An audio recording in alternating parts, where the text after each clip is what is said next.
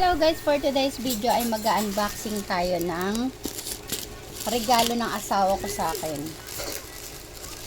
Na ako ang nagbayad. Siya lang ang nag-order. So, ayan. Tingnan natin kung ano alam. Kung anong laman nito. Wow! Wait lang, wala pa. Sige, mute ko na lang. Mama. Damot naman, mama. Prince, yakapin mo ko, Prince. Ah, sapato. Ano? No. Ay, wow! Tita ka, wow! Dala Dala yung na BTP. Oh, ito yung BTP.